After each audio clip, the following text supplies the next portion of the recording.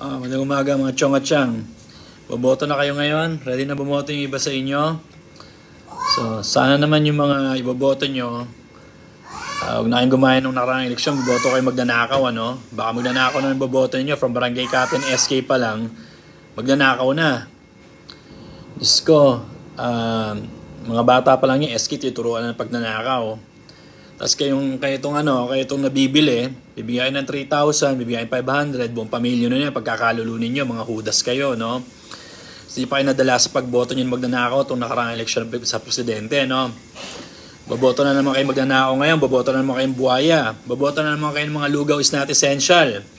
Yung tipo bang ikukulong kayo sa bahay, na para ba sila hindi tinatablan ng sakit, at tayo lang ang tinatablan ng sakit, tayo lang makukulong.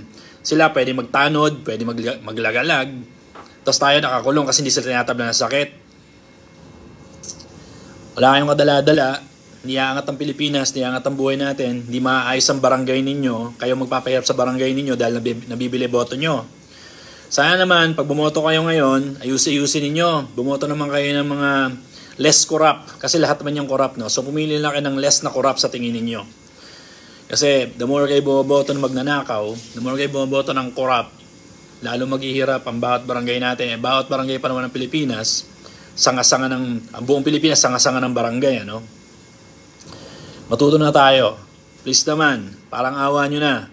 Hindi na umuulad ng bansa natin, naghihirap tayong lahat dito dahil sa katrantaduhan nyo rin. Nabibili boto nyo, huwag kayong tatanga-tanga, huwag kayong bobo. 500 pesos, magkano lang yan, version na nakawin nila. Nakalimutan nyo na ba magkano ninakaw nila nung scamdemic? Milyon. Yung mga ibang barangay captain dyan, yung mga ibang kagawa dyan, nakapagpatayo na ng sari-sari store. O baka bulag kayo, hindi nyo nakikita yon. O talagang tanga lang talaga kayo. Tough love, motherfuckers. If you can't take this, get the fuck out of my page. Kung di nyo kaya ito ganito salita, lumayas sa page ko, mga idiots. Kasi totoo lang, kaya tayo naghihirap dahil sa kagagawa ninyo, dahil sa 31 minions, dahil sa mga taong bumoto na magnanakaw, dahil sa taong nabibili ang boto. Sana naman ngayong eleksyon, bumoto kayo ng tama. Huwag kayong bobo. Kasi nakakapagod na, ang hirap maipag-usap sa bobo.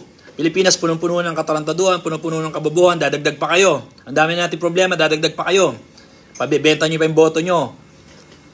Diyos mio. Anyway guys, this is Doc Ron. Sana bumoto kayo na maayos. Huwag tatanga-tanga. Please lang.